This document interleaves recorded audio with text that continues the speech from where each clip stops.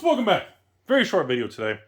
Brought to my attention by getting bombarded with messages in the last 12 hours that the company known as CardShopLive, CardShopLive, which is owned by the company known as Channel Fireball, which is owned by the company known as TCG Player, which is owned by the company known as eBay, which is then owned by the company known as Wall Street, which is then owned by... anyways, CardShopLive is apparently nuking one of the Kickstarter CCGs.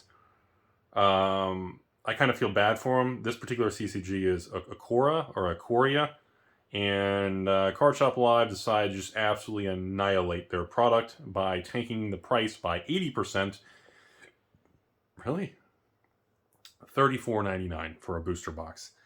As we've talked about on this channel for a while, I would say between 90 to 95%. In other words, out of 100 Kickstarters regarding CCGs and tabletop, I would say out of every 100 of them, probably about 95 of them have either already been dissolved, gone bankrupt, or gone away from the 2021 boom that we went through. AKORA was one that I was never really involved with. I don't know much about it. I can quote that according to IBC2, which is the news publisher online that a lot of distributors and stores follow. They quoted that AKORA was supposed to have 30,000 first edition booster boxes according to this news article they posted online. And apparently, well, obviously in 2022 standards, we all know that that is probably, that print run should have probably been around 10,000 at the most. I don't know how much CardShopLive / Channel Fireball / TCG Player / eBay / Wall Street. I don't know how many that they are sitting on or in possession of, but unfortunately, the CardShopLive business model of product dumps has struck again, which is probably going to cause major damage to any CCG or any Kickstarter company that they are working with, based on just annihilating their product. Because before I made this video, I usually don't cover specific things like this, but my inbox was insane of just screenshots of, Rudy, you got to discuss this, CardShopLive strikes again. And, I'm not going to comment much about the AKORA brand itself because I don't know, but I can tell you, when you work with some of these large companies, they have no passion or caring of the actual CCG or the brand or the start. They don't really care. I don't really look at partnering with a company like that as an actual partner.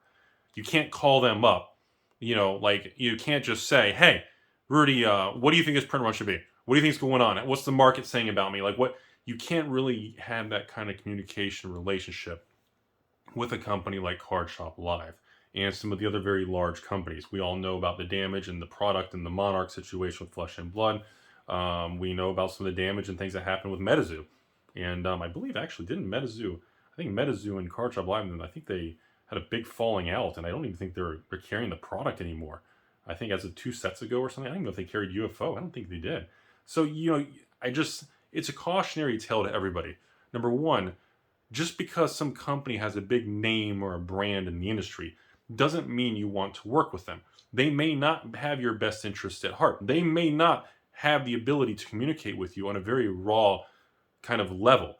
And remember, the difference between an actual, business associate and someone who's really there, or a true partner, or someone who has a passion with you, is a true partner and friend will tell you what you need to hear, not what you want to hear. They will tell you crap that makes you angry, even when you don't want to hear it. And that's the difference of someone who truly cares. And that helps you overcome the problems that will come to everybody to help you move forward. So, short video, kind of crappy.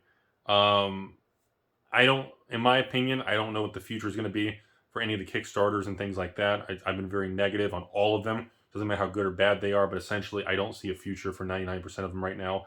2022 market conditions with, again, how much yield you can get on cash. Cash is no longer trash, and people are no longer looking for places to park money. I do not see a good path forward for any of these things, so I would again use extreme caution, everybody. I don't think it's going to be a very bright future for most of these Kickstarters, and I think a lot of people are going to lose a lot of money. So that's my feedback and comments from all the people who wanted me to comment on it.